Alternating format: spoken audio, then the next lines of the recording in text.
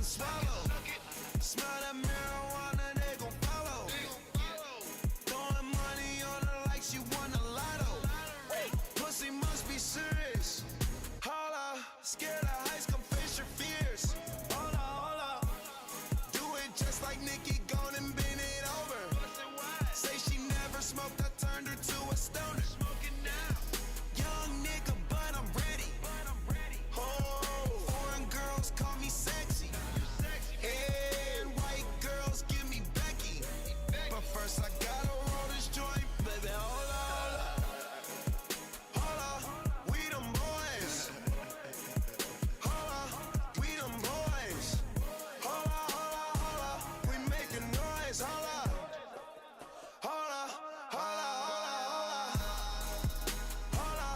we them boys. Holla, we them boys. Holla, we making noise. Holla, we them boys. Oh my gosh, that was amazing. Holla, you drive me crazy. Number one, bitch, you can't replace me. Leader Claudia's always be trying to chase me. You got an ass so fat, let's make a baby.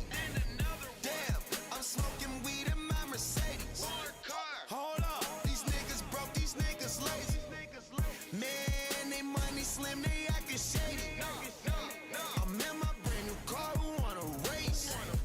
Oh, bitch, you ain't call my phone, so why you showing up? I'm taking them shots on my niggas, they loaded up. Man, on the low, all these hoes be acting so material.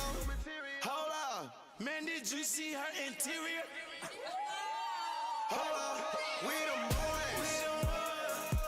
Hold up, we them boys. Hold up, we making noise. Hold up,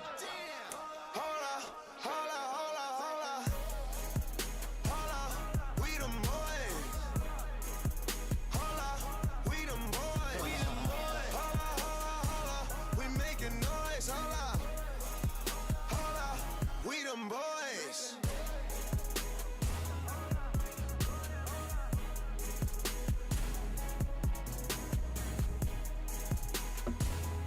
We them boys. They were not dim boys last night. The San Francisco 49ers showed them what is going on. Happy Monday, everybody. Welcome in, Justice, Marcus, all the boys that are already here. We're looking forward to a great show today. We got a lot going on today that we're going to talk about. The Cowboys dismantling. Are the Patriots tanking for Caleb Williams at this point? Kershaw absolutely rocked. Postseason Kershaw puts his ugly head out. We got a lot to dissect, a lot to break down today, a lot to get on today. Let's just dive right into it. Jeff, I know you're feeling good because we already talked about it, so I'm not even going to ask you.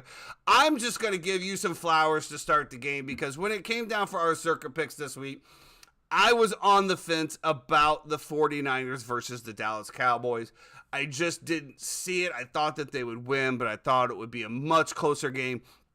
You talked me into it, and thank God you did, because the Dallas Cowboys were just absolutely shit on in primetime television last night, and I got to say, I would have to think about 85% of America is happy about that. So kudos to you, Jeffrey, on that pick. I will give you all of the flowers on that one. Appreciate it. Like we said in the beginning, I don't think you thought it was going to be this big of a blowout, but you did say from top to bottom that San Francisco 49ers team was better coached, better play, just betterly assembled, and you were absolutely right, my friend. Yeah, good to see Ian's entered the chat over here. Justice Bush with America's team. No wonder the rest of the world hates us. Pretty funny. Listen, obviously nobody's expecting 42-10, but I did think the Niners were better at pretty much every facet and position in the game. They're better coached. They have, better offense, better defense, better special teams, more attention to detail, just a better all-around roster as well. And if you look at the way that Shanahan schemes his guys, it's incredible the way that he moves people around. Everybody was involved last night. You look at Kittle, 3 catches, 3 touchdowns. Ayuk with some big catches. McCaffrey hits pay dirt. Debo's fired up, making some plays. I mean, it was a total team effort. It's what you want to see. Now, look, we said looking ahead, if we're going to look ahead, I think the biggest spot for them is going to be next week. But how do you fade this 49ers team ever? you know. And I listen, I understand they're a little bit worse against mobile quarterbacks, and you know they're going into Cleveland in a hostile environment. Cleveland coming off of a bye, they're gonna have a lot of time to prep for them. I don't know, man. Like I'll wait to see what this line comes out at, but it is a big letdown spot, especially after the win that they had there. We could potentially see it coming right here as well. I don't know. We'll see. They got completely exposed, and I will say one of the best takes that I've heard so far was from Shannon Sharp this morning, and he was talking about this Dallas. Yeah, I know, right? The Dallas Cowboys, and the expectations that they had going into this game, and how they continue to crown themselves an elite defense, whereas elite defenses don't need to crown themselves an elite defense. Your peers and your the public will do that for you. There's no need to do it yourself, and your defense just got absolutely shit on by a great scheme Shanahan 49ers team. Absolutely exposed. There's a lot of stuff to dissect here. We're going to obviously not be able to get to all of it, but obviously Dak Prescott, one of the worst performances of his career, and that does say a lot. Absolutely frustrated the entire time, making bad throws, bad decisions. CeeDee Lamb was open a few times, obviously didn't get it. Number one receiver, I think I had the under on 3.5 first downs on that on underdog, and I think he had one. I think he only had like 1 or 2 catches. It was just an abysmal performance. Mike McCarthy, again, at the press conference afterwards, along with Dak Prescott, just talking about how this game was an absolute kick to the nuts, a gut punch. Where do we come back from here? I don't know. I think that, the Dallas Cowboys psyche, to me, is completely shattered at this point. How can you have confidence in your quarterback? I see more confidence in the New York Jets with Zach Wilson right now than I do with Dallas and their quarterback. You had Micah Parsons on the stands talking about the defense will come back. The defense will come back. They'll figure it out. They'll, maybe not, to the point of beating the 49ers again, but they will figure it out. And I do have a lot of confidence in that. But what you don't hear is that the offense will be back. The offense will figure it out. And there's a lot of cameras just pointing right at Mike McCarthy, at Dak Prescott. Obviously, you have Aaron Rodgers in Green Bay, and they move on from you. I mean, that's a big one right there, right? You got a Hall of Fame quarterback, and you got your shit together. There's no reason you're going anywhere. So my question to you, Jeff, is the Dallas Cowboys psyche, and to you guys out there in the chat as well, Marcus, all the boys out there, where does the Dallas psyche go from here? What is their confidence level going into the rest of the year that they can compete and possibly win a championship this year? I mean, I can't speak on the locker room. I have no idea. I'm not in there. I'm assuming, I mean, listen, the whole Mike McCarthy thing to me was very weird. Like moving on from Kellen Moore and then Mike McCarthy, stating that they're going to run the ball and blah, blah, blah. And it's like, there's not a lot of creativity to the offense to start. And we've seen that. We've seen him get exposed against now a couple NFC West teams in terms of the Cardinals and then now the 49ers.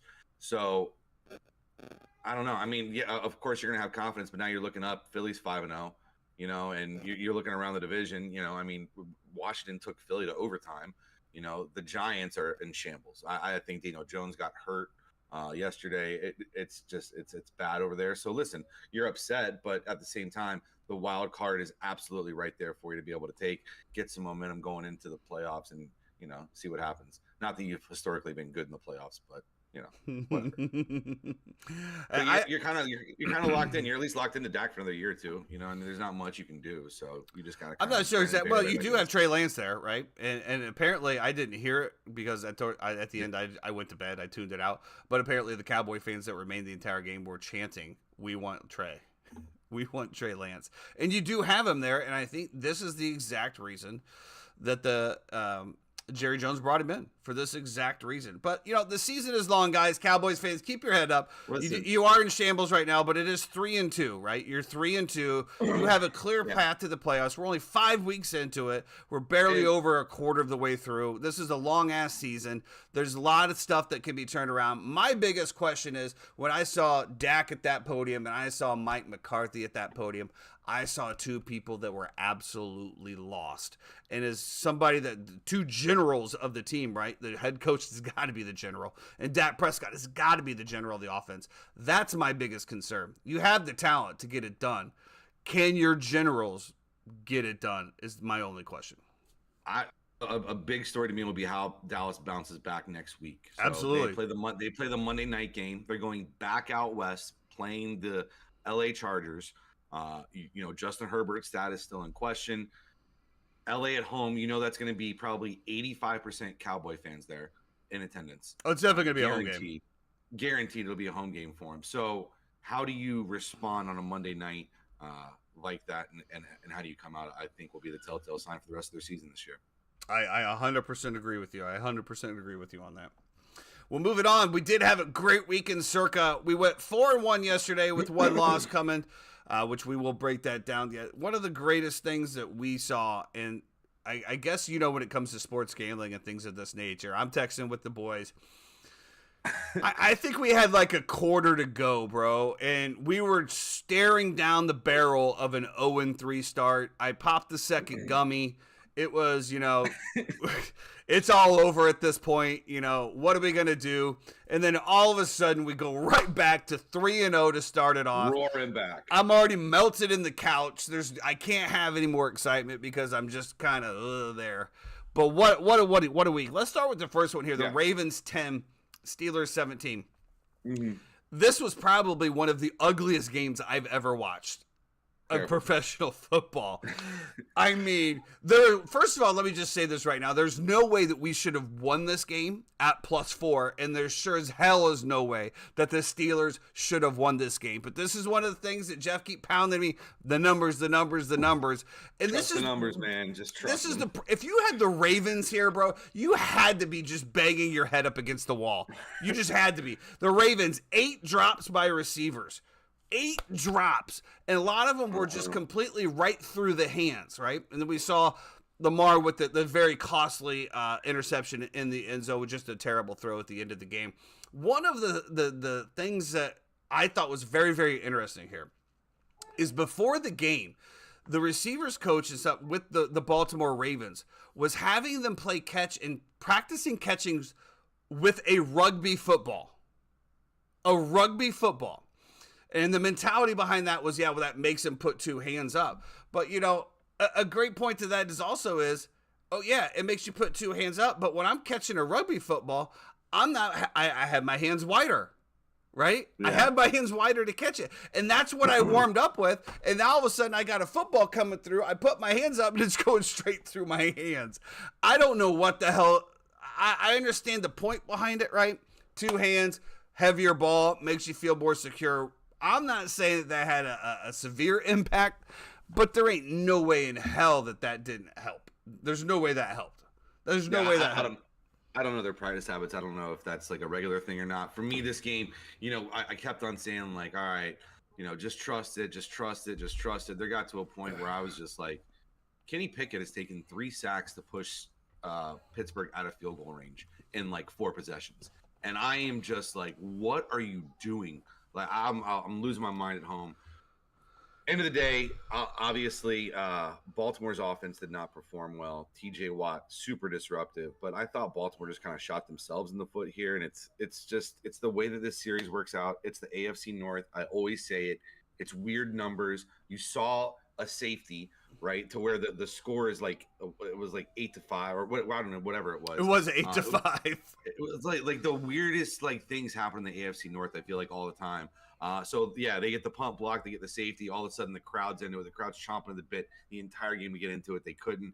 All of a sudden, you give the ball to Jaylen Warren a little bit. He's making moves out there, driving down the field. Pickens with a huge catch, and then Baltimore gets the ball back, and they have a chance to come down.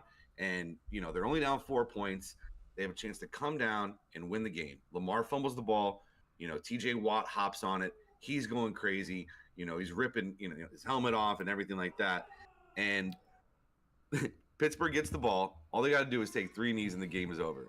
And instead, right, they end up getting a penalty for having too many people in the backfield for illegal formation.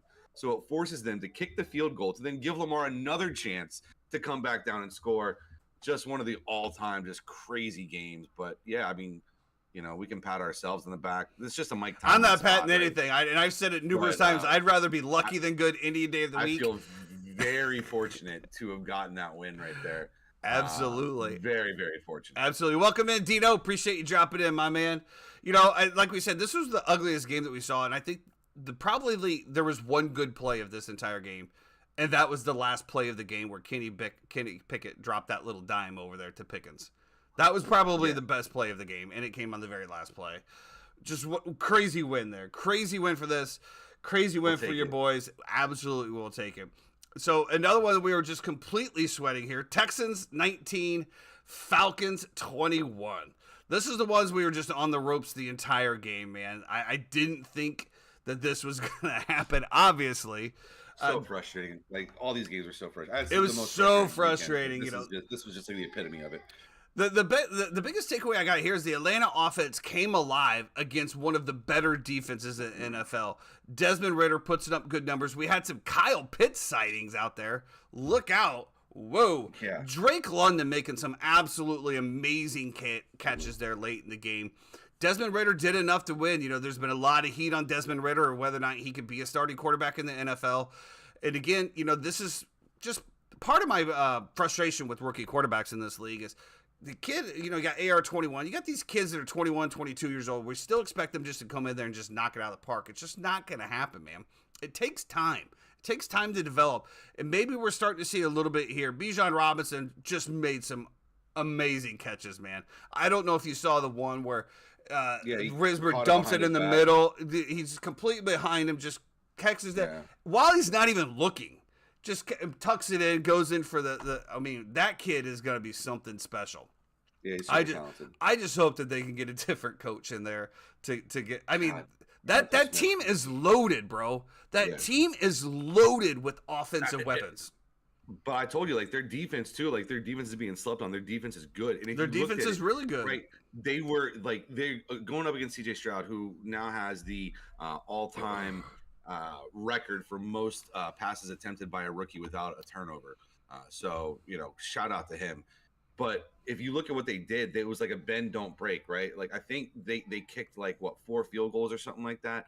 And then CJ Stroud finally gets a touch on the last possession. It was just so frustrating because time and time again, Atlanta would drive the ball down the field and they would fumble the ball in the red zone. I think they had 2 or 3 fumbles in the red zone, and I'm pulling my hair out. When you're so committed and so emotionally involved into this, and you just see your team that you have that is better, that you're on the right side, and they're shooting themselves in the foot over and over again. It is the most frustrating feeling in the world because you're just trying to validate that you know what you're talking about. And so go ahead. I look for no validation. I know where I stand. I had this weird confidence. When I saw them come down and go up, and I said to myself, I know we have the -1.5. I know right now Atlanta's driving this ball down the field. We're kicking a field goal with no time left. I know it. I know they are. I had a weird confidence in Ridder. I thought he looked great yesterday in terms of check downs, in terms of throws over the middle, in terms of sideline routes, in terms of making the right read. I've been very critical of Desmond Ridder this year, but I thought that running game would be able to propel them to win this game anyway. And it turned out that Desmond Ridder was more the reason than it was Algier and Robinson. So yeah, Atlanta, they're one of those teams, bro. That it's just grind time every time they're out there. Absolutely. One of the teams, young team, just reps together, game reps. The Texans did a great job of shutting down the run game, I thought, as well. And just to your point, Desmond Ridder just took what the defense gave him, and they went down. I thought probably one of the neatest things was Chu comes out to kick the field goal, right? That dude shows zero emotion. He's walking. Yeah, he just walks out there, puts his thing down, And then the ref was trying to yell something at him. I don't know what he was doing. I think he was trying to say if they call a timeout, don't kick it. And he didn't even acknowledge him. He just went. He didn't care. He was like, and then, just no emotion, walks up, hits it in. I was just, dude is cold as ice.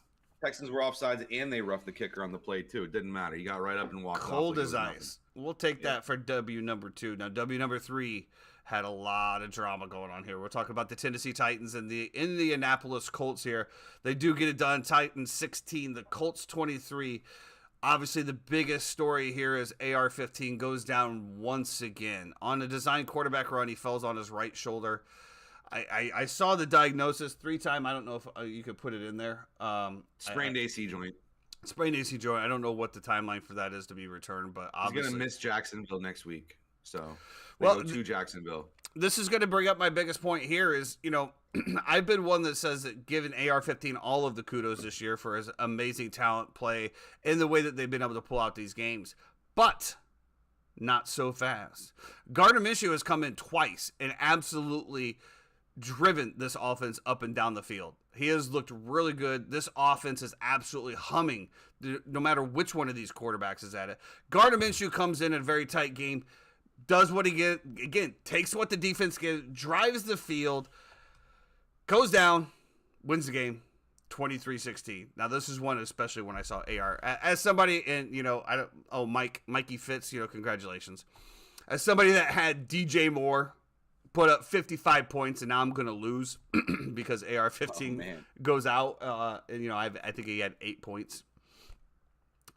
This was a tough one for me, obviously, to swallow fantasy-wise. And now, once again, I've lost Aaron Rodgers. Now I'm losing AR again for basically, you might as well say I lost him this week and probably another week on that. The waiver wire is going to be hot for your boy, but who knows what's out there. I will not pick up Baker Mayfield, Jeff. Don't even say it. I don't even know if he's still out there. I think somebody did pick him up. But my biggest thing, so a little quick recap here, and then we'll talk a little bit about the Colts playing for AR going forward. So listen, this was more of a, all week, this was like a super divisive game when it came to sharps and when it came to money and different things like that was being exchanged hands here. A lot of people were on the Titans, and I don't really blame them for it. I thought the Tannehill to Hopkins connection looked really good.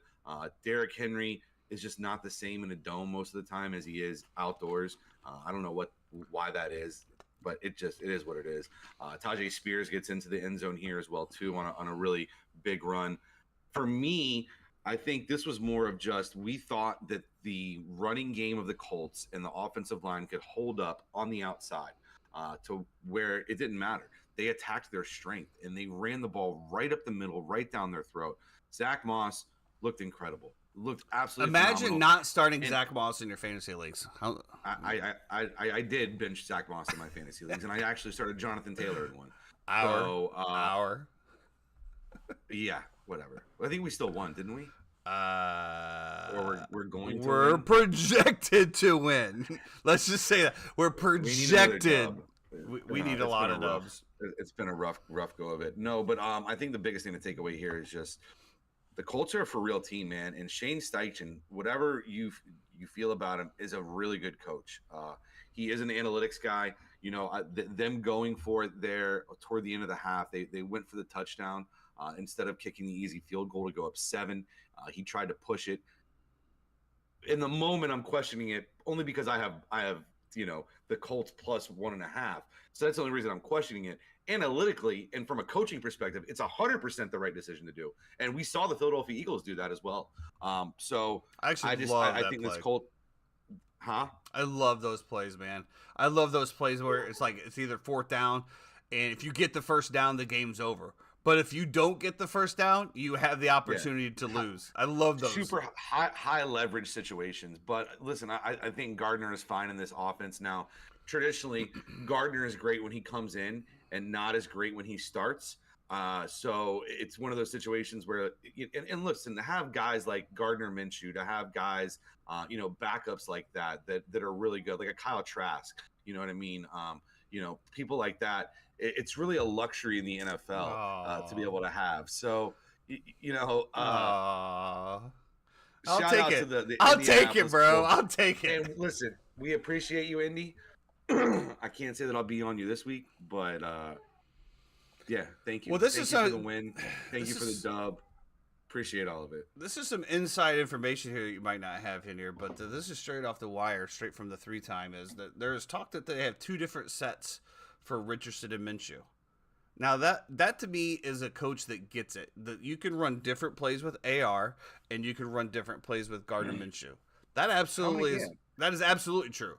I don't see like the Ravens doing that. I don't see, the other. Well, the Ravens have molded all their quarterbacks to be in the same mold. That is true. They do have the same quarterbacks, yeah. So, but we've said this for forever, right? The understanding of a coach's job and responsibility is to really, Ian, stop texting me, okay? I'm not going to respond to you right now, please. the job of a coach is to take the talent that the coach has around them and mold their system to that talent, right? It's not the other way around. It's not for you to take the talent and mold the talent to your system. You know, your job as a coach is to be able to do it the other way. So shout out to Shane Steichen again, man. You know, And absolutely. And if you did see the post on Saturday or Sunday, we didn't go live. I didn't do a video, but I did release the Mortal Locks. And of course, my Mortal Lock was the Indianapolis Colts, which the line did move to 2.5. So absolutely 4-1 on those. also big shout out to you because you forgot to enter your Survivor picks this week. I did. And our Survivor contest, if you don't enter your picks, it kicks you to, and this actually happened to me the year I won Survivor, but it kicks you to the shortest home dog, basically. And so it auto-picked you the Indianapolis Colts. Hallelujah. Say la praise vie, Jesus. baby. Say la vie. Keep it. It might not be a bad strategy moving forward. Now that I think Hey, I don't know. I don't know who I would have Like- picked out there anyway. 'Cause What's think- up, think Zach? about Welcome in, buddy.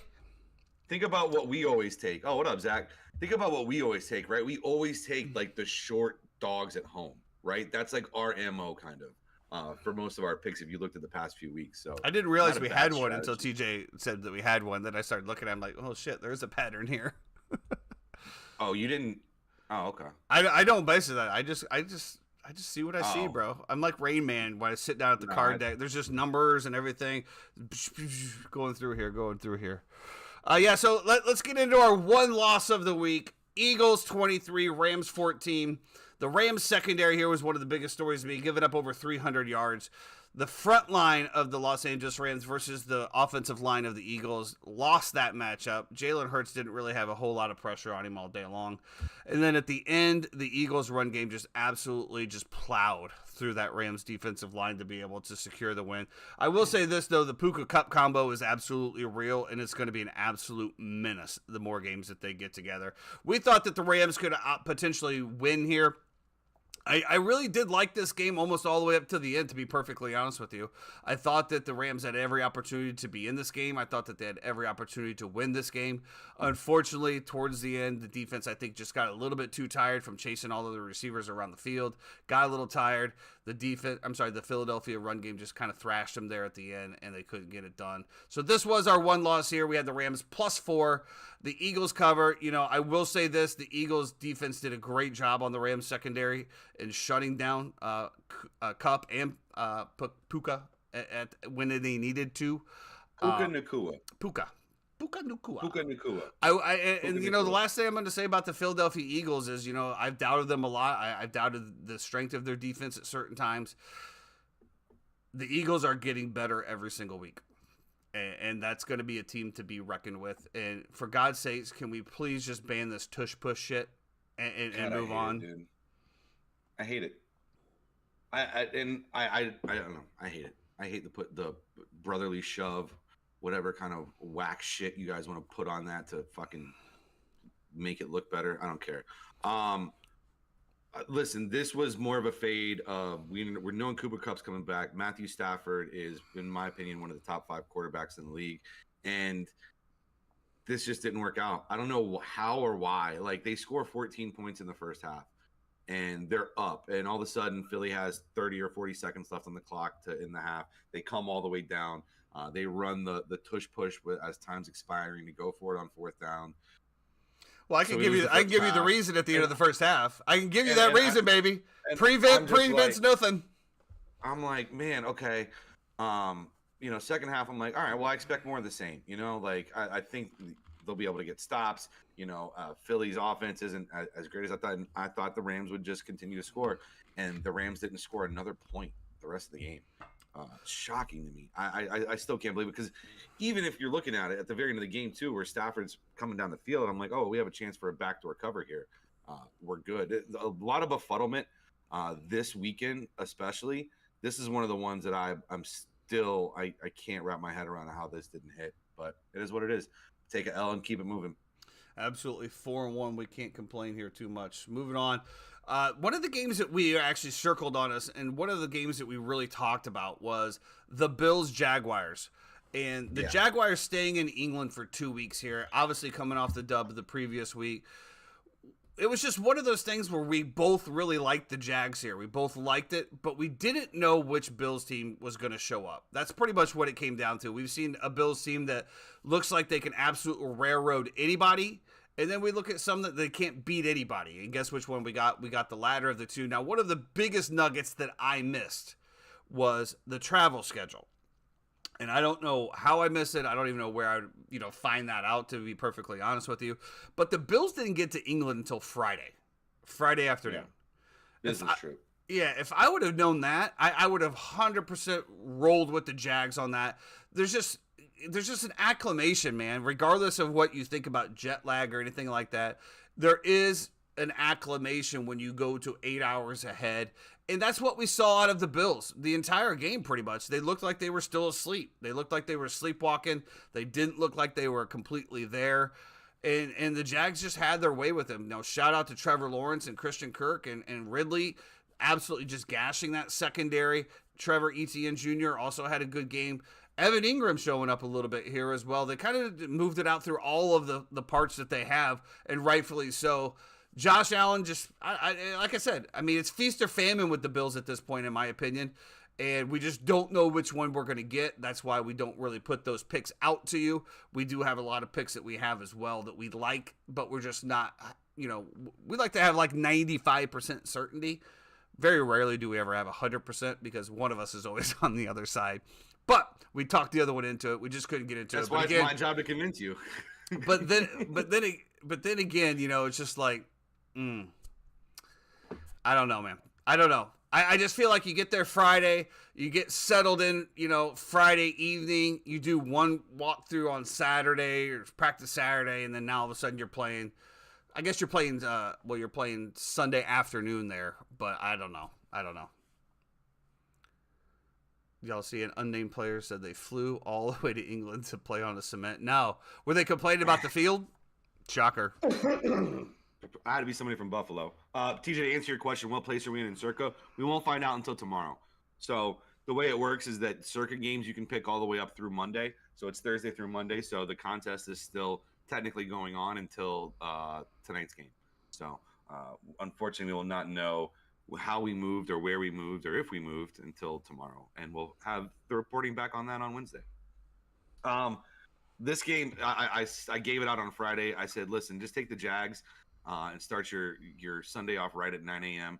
I had the money line. I had the spread. I thought the Jags lost some pieces in this game, though. Zay Flowers gets hurt. Cam Robinson goes down at the very end as well, too. So it's a situation to monitor for Cam Robinson to see if he's going to be able to show up against this Indianapolis team that is playing really well.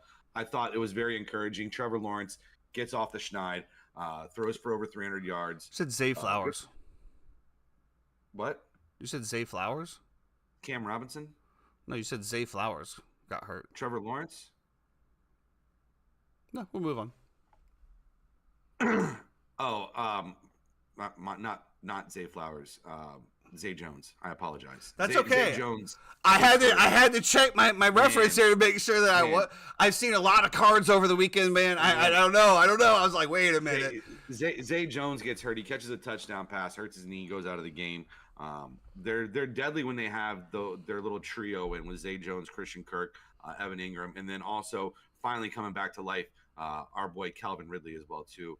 Very involved, had a good game. Got dinged up. I thought he was going to leave the game for a minute. He had a little, got monitored for a concussion, but came right back in and caught one of the biggest balls, the little fade over his shoulder in the corner right there from Lawrence. I thought Lawrence looked a lot better. I thought his decision making was a lot better. I thought that he got rid of the ball in a timely fashion. Those Bills defenders were bearing down on him in situations, and he was still able to execute, get the ball out quickly. I thought he looked good. I thought this is a pathway back to fantasy relevancy for the entire team. So, absolutely. A turd bowl game that we had here, the Giants 16, the Dolphins 31. There's not much to talk about here. Obviously, Daniel Jones gets hurt.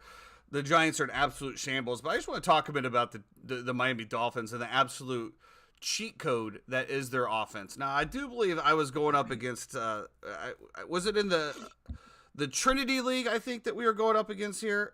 Yes. Marcus Buffington, once again, has both Devin Achane and Tyreek Hill.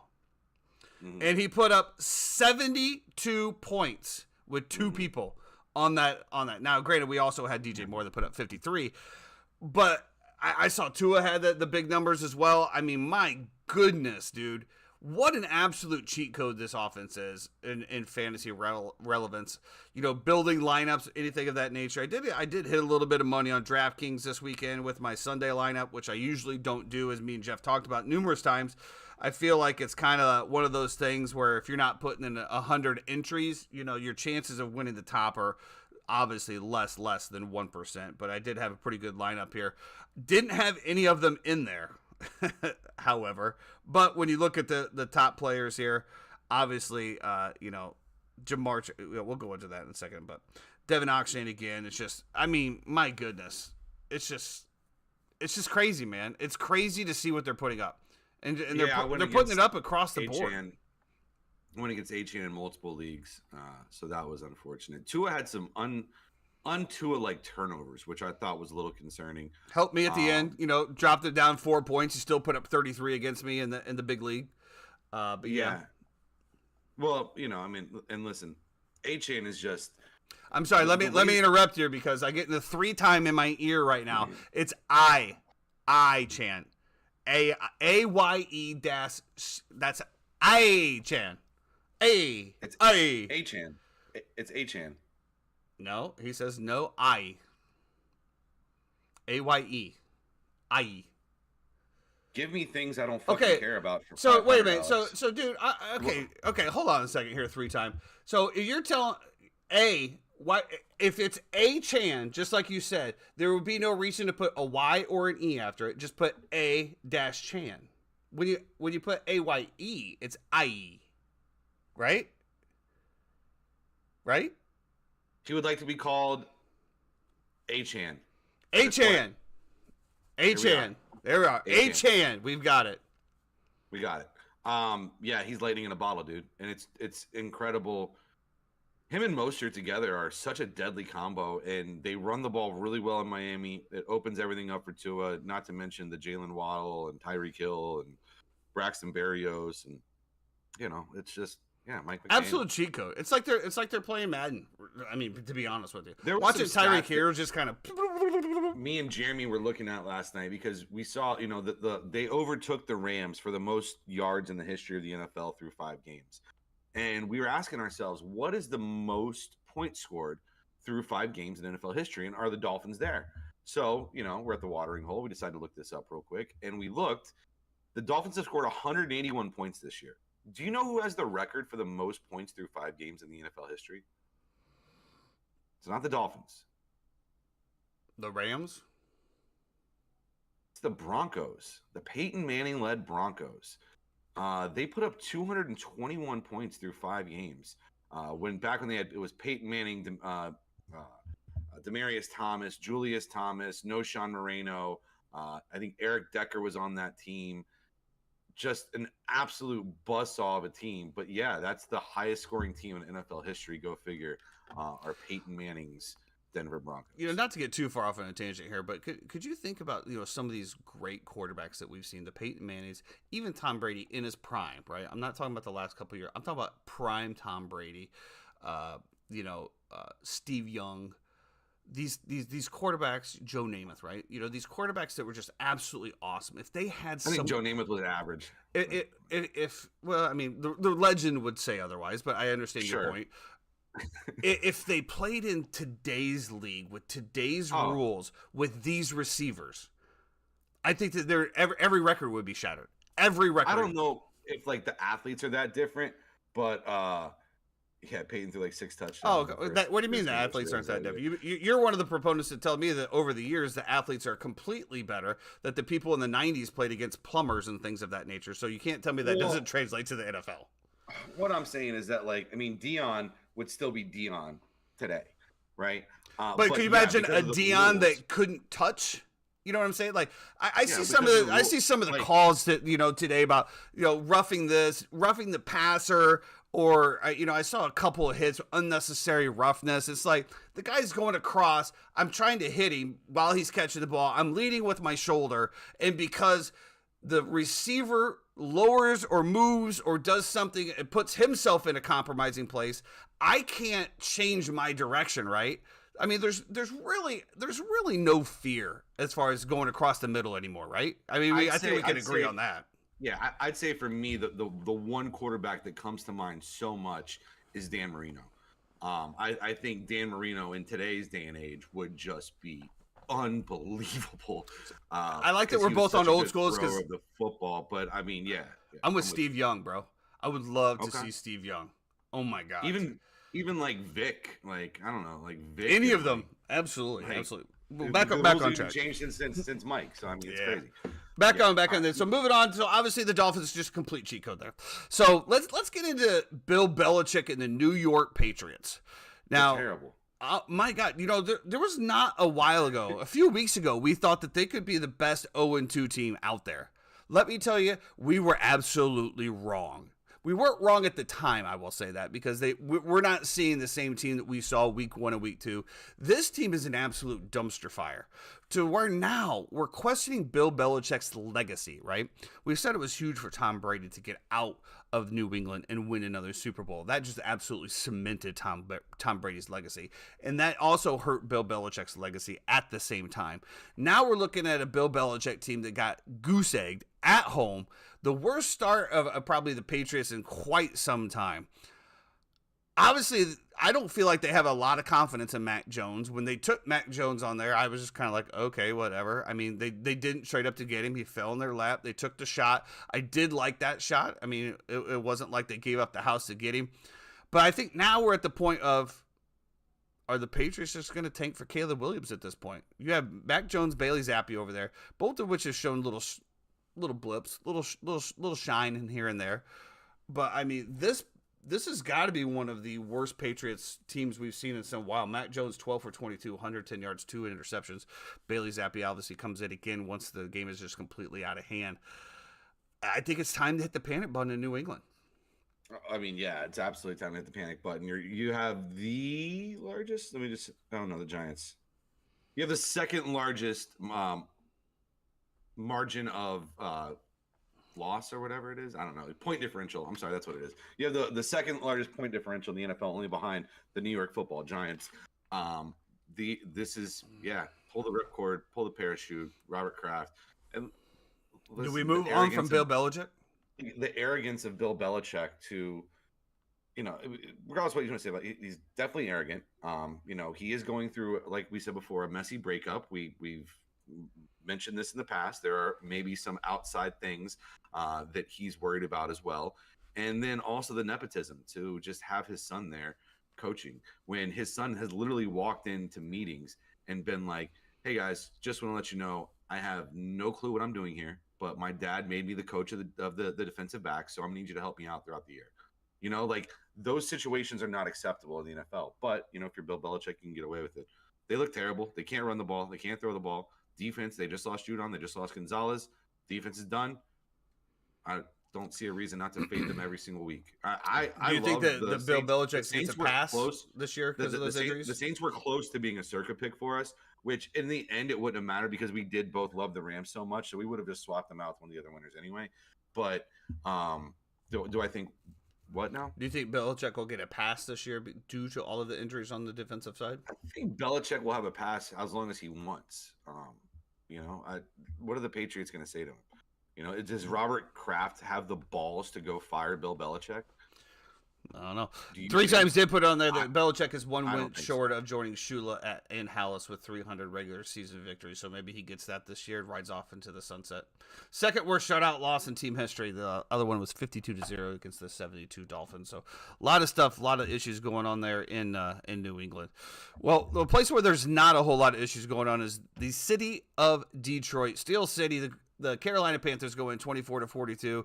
A lot of that points from the Panthers was in garbage time. This is one of the ones we did kind of circle on our thing. We did like the Lions here. We just liked a few other things with the 10 points. It was one of those things that we just kind of stayed away from. But Jared Goff in that Lions offense just getting it done. David Montgomery, bro. Woo! I hate to say it, but somebody called really like that guy. He's got a good offensive line in front of him. He's got a good scheme, and my man is absolutely just running like I thought he could. Shout out to you, David Montgomery. Even though you are at the Lions and a division rival, I'm really happy to see you continue to have success up there. Amon St. Brown, they come out, they still get it done. I was interested to see what the how it would be spread around, basically. And targets, if you're going to look at just targets, I mean, he just spread it to everybody. Montgomery was 6, Reynolds with 5. Jameson Williams comes in and gets 3, but only catches 2 of them for 2 yards. Really struggled a little bit. And I think Jameson Williams going forward in this offense is going to be interesting later on in the year. But right now, he just doesn't have it. Where's I'll Jahmyr keep Gibbs? He got hurt. He didn't play. Oh, he didn't play.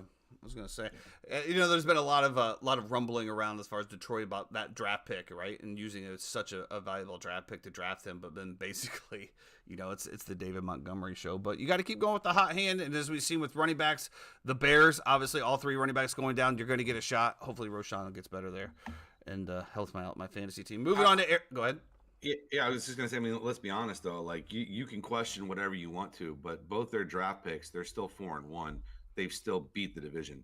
So, I mean, I'm not questioning. I'm just telling there's rumbling out there. That's all. Going out to Arizona, the land of the desert. The Bengals come into town 34-20.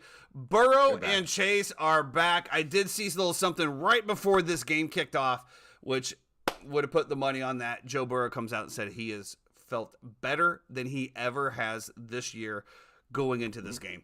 That right there just telling me, boom, it's done. Jamar Chase is always open.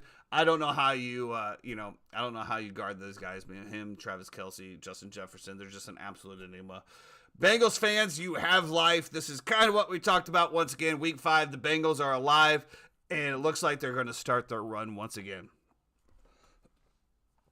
Yeah, I picked up Burrow. He got dropped in a league of mine. I picked him up, and I couldn't be happier. What league is that? It's the Kiddies League. Oh, my God. So this is the situation that happened. Who dropped? Oh my God, dude. So Frank dropped him. Frank? And as this happened, right? This all kind of simultaneously came together. Is this a double quarterback league?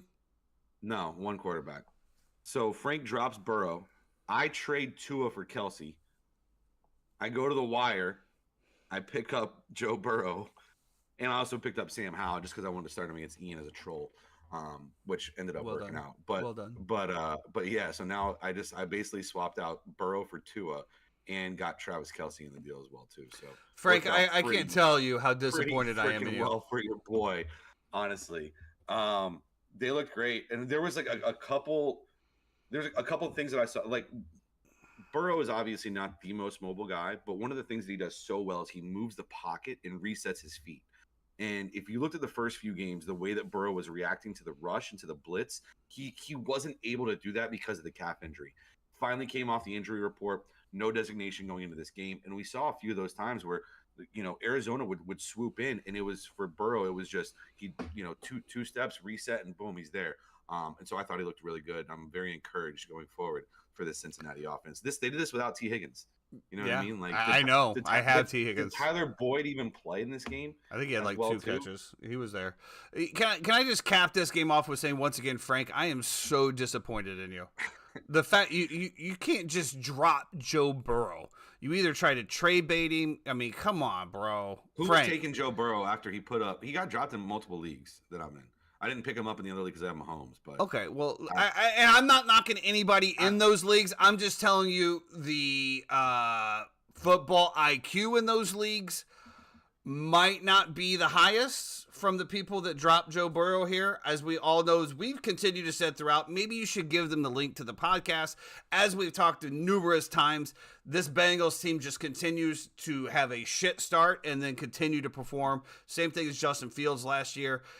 You can't drop Burrow, bro. You just cannot drop Joe Burrow in a league. You can pick up anybody. You can stash him on the bench. You can ride out week-to-week matchups. You cannot drop Joe Burrow for nothing. Just can't do it. Yeah.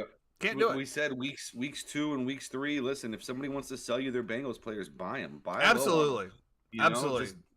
Like, this is unbelievable. The offense is going to be there. They have the line. They have the weapons. They have the quarterback. It's just a matter of time. I cannot believe, Frank. I cannot believe it. I just can't believe it. Moving on. The Chiefs going into Minnesota, getting it done 27-20. I'm going to let Jeffrey talk about this one a little bit. Obviously, it was a heartbreaker for Jeffrey. But yeah. Of all like the frustrating things that happened this weekend, and I don't even know if I want to talk about college because that was just my nuts got taken away in college football this week. But this was just college is coming up next, buddy. We got one more game. It's 27-20. There's 13 minutes left in the fourth quarter. You're in a dome. Mahomes, it's Cousins. I have the over at 52 as my lock of the week. I'm like, there's no way this doesn't hit. And I'm at work getting absolutely destroyed. But I'm like, there's no way this doesn't hit. And sure enough, they go 13 minutes without scoring a point. I don't know. Justin Jefferson gets hurt, pulls a hamstring. Looks like he'll probably be out for a little bit. Kirk Cousins, now things are swirling around. What's Minnesota going to do? You know, is this an opportunity to trade Kirk? I don't know, man. Can I post this out to you? You trade Kirk Cousins and you tank and you get Caleb Williams with Justin Jefferson? Yeah, I mean, in theory it looks great, but is Minnesota a place where Caleb Williams wants to go? Exactly. That's and that's why I don't even want, you know, I don't know why I even said that, because as soon as you said it, I'm like, this is why I don't want to talk about that kid, because it's the same shit that Eli did. Well, we have to talk about him when we get to college. You don't pick your fucking team, bro. You get drafted to whatever team. If you're there for 4 years or 5 years if they pick up your team option. If you want to move on from that, you move on from that. But this whole shit of like, I'm not going to report, I'm not going there, I'm not playing. Yeah, but the NFL, they can just franchise tag you. That's the problem. You can only do it twice, so I guess you'd be at 7 years. Well, then your career's gone. So we'll see what happens there. Oh, and the last game of the week, the New York Football Jets go into the Denver Broncos, 31-21. They get it done. This had to be. I mean, Nathaniel Hackett had to be having a little tingling in his nuts down there, beating Sean Payton after the shit that he said. Now, we saw Zach Wilson kind of look like the old Zach Wilson again. Didn't have the very stellar game. No passing touchdowns, 1 interception. But they did manage to get the win. The defense came up big against the Denver Broncos here. I was a little disappointed in the Jets offense to be able to get something done. I thought this would be a good turnaround game for Zach. But as we talked about in the pre-show on Friday, you have a New York team that's going to Denver. It's not completely cross country, but you're also going up to high altitude. We all know that affects everybody a little bit differently. But the bottom line is the Jets get it done. I know Aaron Rodgers is sitting somewhere smiling. He is just hoping that this New York Jets football team can keep them in it until he can get back. I 100% believe Aaron Rodgers will be back by the end of this year for a playoff push for them if they can make it. So, you know, just shout out to you guys, man. Shout out to the New York Jets. I'm happy for you. You actually got a little bit of my fanhood back there. I love to see the underdogs and the people that shit on could completely outperform them, except for Dak Prescott and the Dallas Cowboys. But I just think that, you know, Nathaniel Hackett has to be on cloud 9 right now, right? I mean, has to be on cloud 9. Sure. I mean, I don't know. I don't think it was his offense that won the game. It wasn't. I mean, but just to win. Breece Hall, you know, put the team on his back and just absolutely carried them to this dub. But then also, like, the end of this is just so Jets Broncos, right? Where it's like turnovers back and forth. It's only a 3-point game. You know, Denver gets the ball. Russ going to come down the field, lead them to a tie or a win. And what happens? It's a fumble that then bounces into the hands of a New York Jet, and he runs it back for a touchdown. The game's over. It's just like, I don't know, bro. The Broncos are terrible. I don't think Sean Payton's that great of a coach, personally. I've always thought he was a little bit overrated, but that's also because I hate the Saints. I was going to say, I think that's your Saint bias, but as somebody that was on the outside, I said the same thing. It's tough for me to rationally, talk about it. You hail a coach as, this end-all, be-all, and in an era where you had Drew Brees, and whether you think whatever, Drew Brees was an outstanding quarterback. He did make some bad plays, but he made some sensational plays. And when you have a quarterback like that under your helm, you're going to win football games in spite of yourself sometimes. And that's what we want out of the quarterback position. I think that's what we saw for years out of Sean Payton. Now, I think that he is a good coach, and I think that eventually he probably get this thing turned around. But again, we're talking about a 1-year turnaround here. We're talking about Russell Wilson that has just completely gone off the rails. Did have a pretty decent game, though. I will say that. Outside, the one turnover there. The Denver Broncos is just an absolute shambles. I think that you fire sale this team. you're stuck with Russell Wilson. Let's just put that. You're stuck with Russell Wilson, but you can absolutely fight. If I'm the Chicago Bears, I'm calling about corners. I'm calling about DBs. I'm calling about anybody that looks of any value on there, and I'm plucking them and trying to get them on my team. But yes, Speaking of turnarounds that Sean Payton's looking to do, the Broncos have a quick turnaround because Thursday night it's going to be Broncos and Chiefs on the Thursday night game. another beatdown. Yeah. And that's like, listen, we have a rule: we don't take Thursday night games in Circa. Just can't. Well, do we it. can't. Yeah.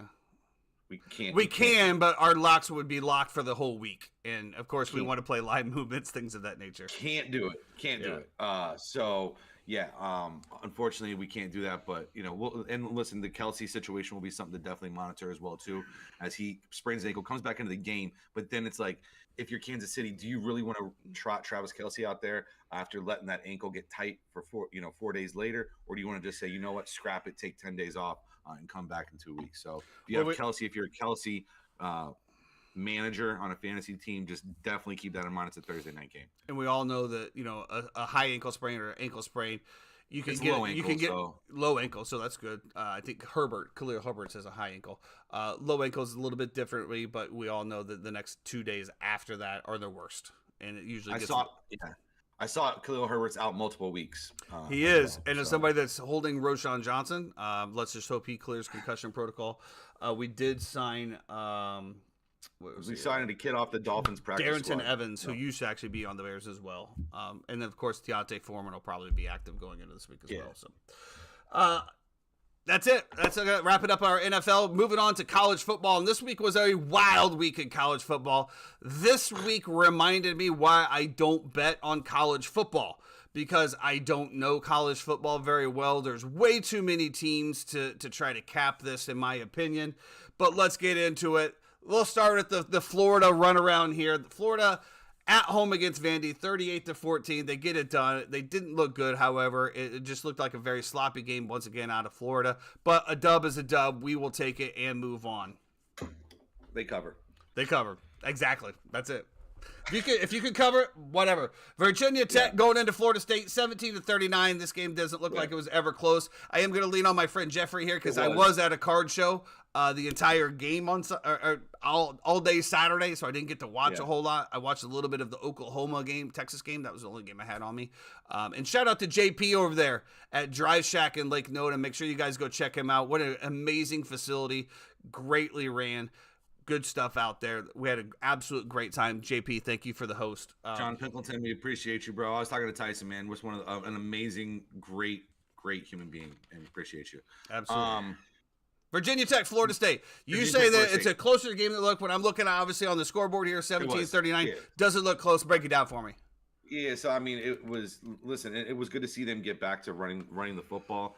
Trey Benson gets 200 yards and a couple tutties, but I thought Florida State looked sloppy. I don't think they looked like a top 4 team in the country, if we're being honest. Well, they were 5, so I guess you're okay. We were 5, but we've now moved up to 4 because Texas lost. So I listen. Oklahoma looks much better than we do, if I'm going to be honest. We're going to get to that one. Jordan Travis, 18 of 24, 2 tutties. It was sloppy. I thought it was sloppy, and it's got to get better. Well, speaking of sloppy, let's go out to UCF here, our hometown team in Central Illinois. 22-51, gets absolutely throttled by Kansas. By Kansas, Jeremy. And, there's a lot of people that I've talked to about, or not talked to, but follow on Twitter and stuff like that cap this. They've been beating this drum all season long, talking about how UCF is just not. They're getting way too much respect than they should. I don't know if that's Gus or whatever, but they absolutely go out there and just get throttled 22-51 in Kansas. Jeremy, do you want to defend your team on here or no? Well, why don't we can wait till after Notre Dame. He can defend either one of them.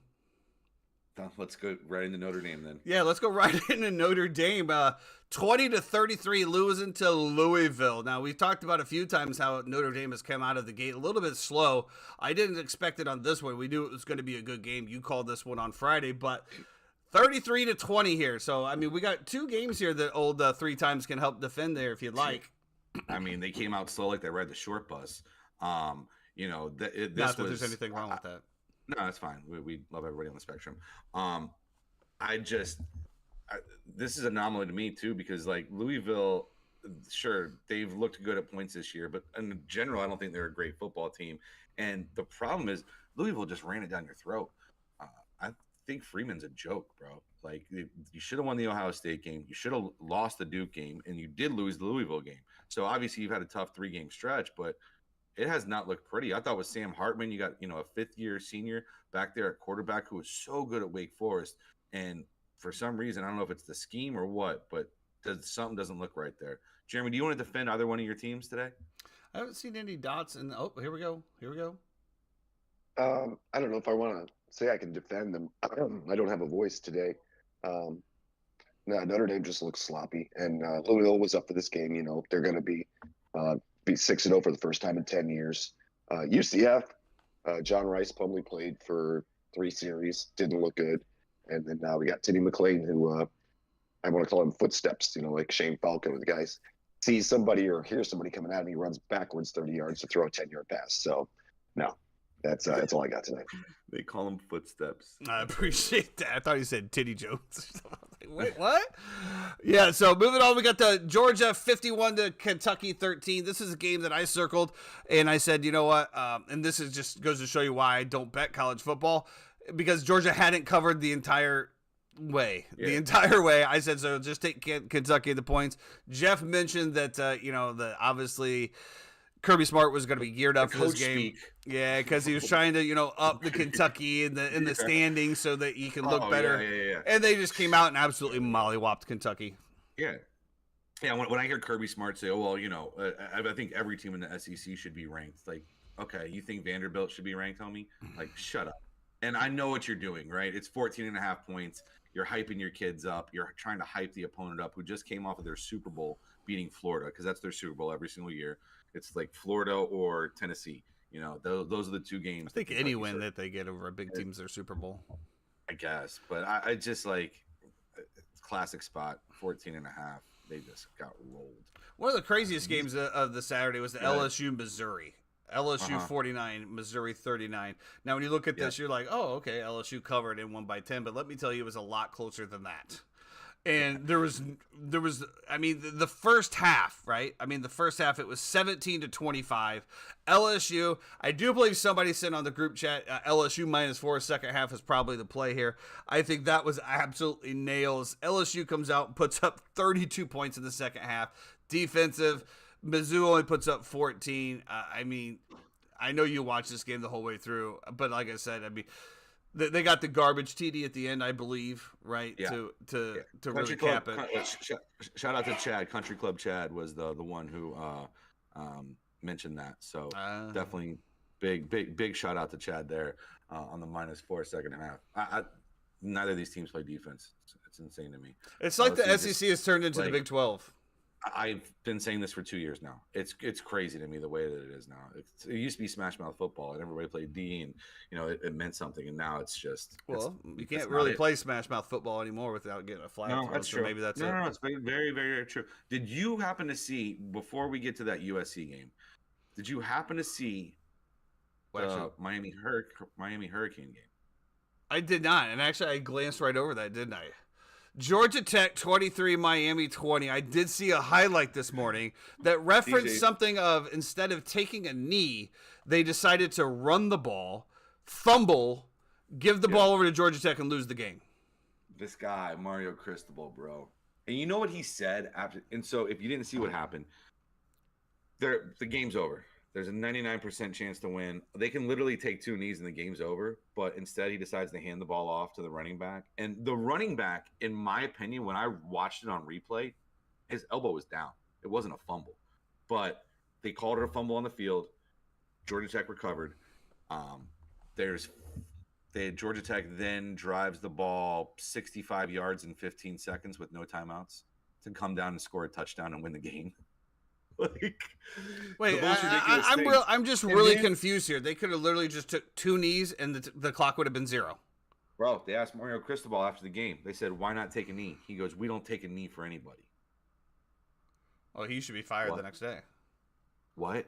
What are you talking about? You should be fired the next day. That's just an What are idiotic you statement. talking about, You take bro? an idiot, you take the win. TJ, I hope that you're still in here. I know that you're a big Colorado Buffalo fan here, but I know that you kind of root for Miami as well. I'd hope to get your In his insight on spare that. time. Yeah, in your spare time, there's a little Miami love. That's the craziest shit I've ever heard. We don't take a knee for anybody, so you're just telling We me don't that take a knee for anybody. And then said, well, we told the running back to hold the ball with 2 hands. So, that sounds to me like somebody that has a $10 million Hey. buyout clause. bro, the running back is on the sideline crying on the sideline. Absolutely. And this is a man. This is not a kid. He is on because you put him in a shitty situation, bro. You know, and then you're gonna sit there and back the bus up over him. It's crazy. There he is. He's sick to the I'm stomach. sick to my stomach. Yeah, I Yeah. know. I'm sick to my stomach, bro. I was texting all my Miami fans like literally as soon as the game was over. My boy Matt, I'm like, we're going back and forth because I'm like, this is unacceptable, dude. Like this unacceptable shit. You cannot have that happen ever, That's ever. And now you lose your undefeated season that you had, where we could have rolled into this game in November, Florida State and Miami, both being undefeated and ranked high. We don't For take what? a 'Cause knee you don't- for nobody. we don't What take does a that knee even for mean? nobody. You're not kneeling before the king, bro, Chacho. You're ending No, a I game. know. Like what? I That's know. just, I know what you did. that's the most arrogant, it- asinine thing that I think I've ever seen or heard out of a coach.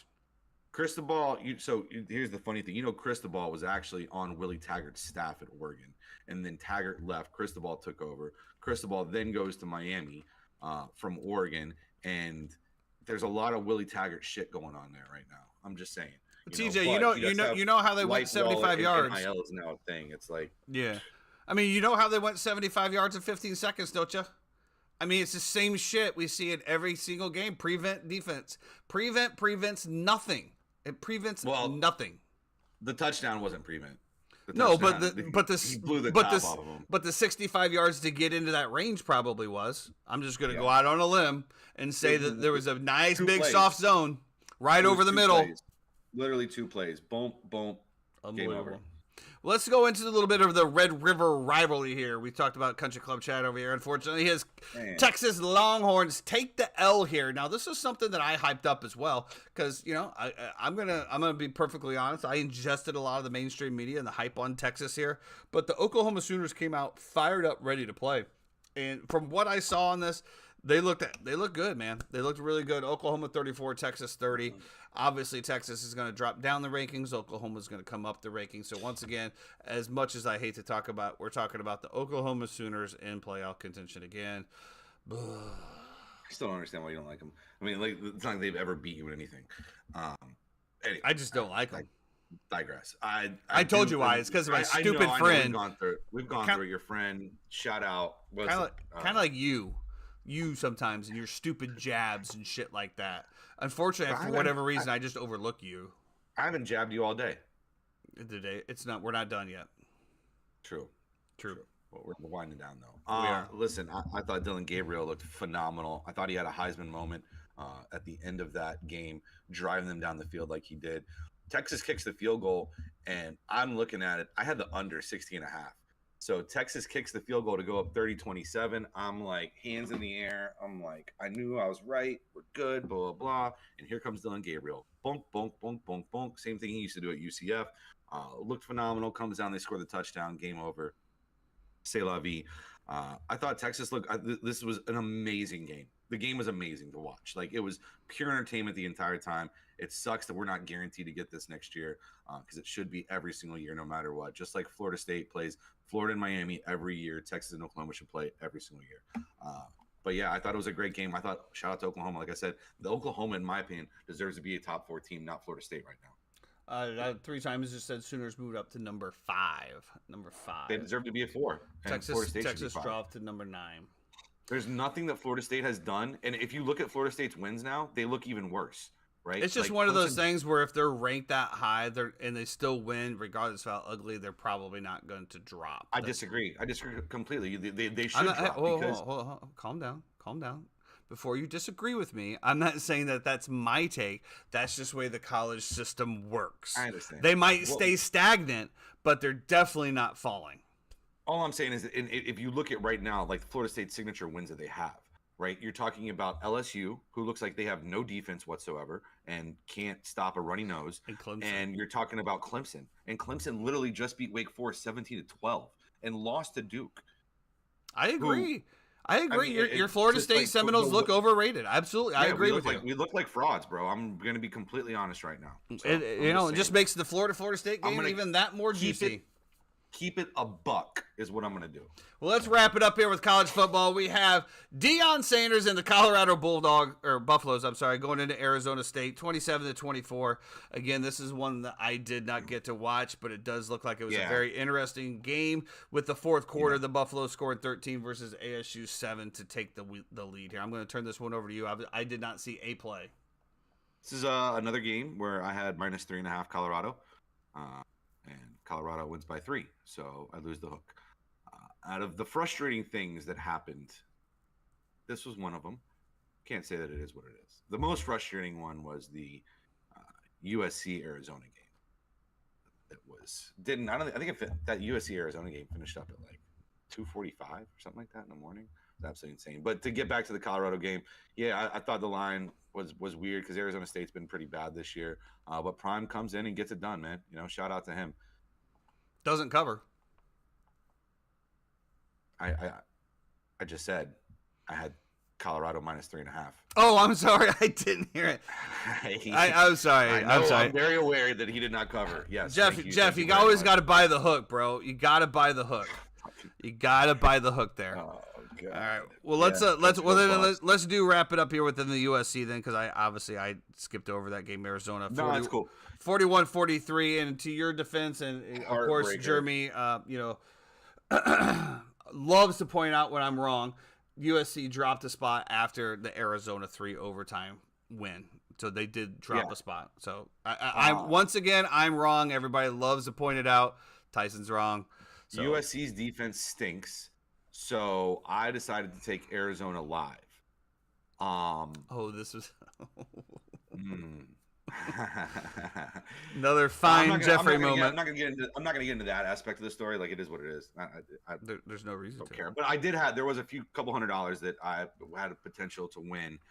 This thing goes to the third overtime, and then in the third overtime, one of the most ridiculous plays I've seen, where USC lines up every single offensive lineman on the left side, except for the center and except for Caleb Williams. So you have Caleb Williams in the center, in the middle of the field. Every other lineman is on the left side. They hike the ball. Caleb Williams just walks right into the end zone on the right side. Not walk. I mean, he ran over a defender, but just like absolutely ridiculous. And what happens in college football, when you get to the third overtime, you have to do 2-point conversions. So there's no more scoring touchdowns, and Arizona was lighting it up. There was no way you thought Arizona was losing that game because they could not be stopped. And then a random 2-point conversion come out, they stop them on a pitch play, and game over. And one of the stat lines here that that kind of so frustrated. It was the epitome of my Saturday.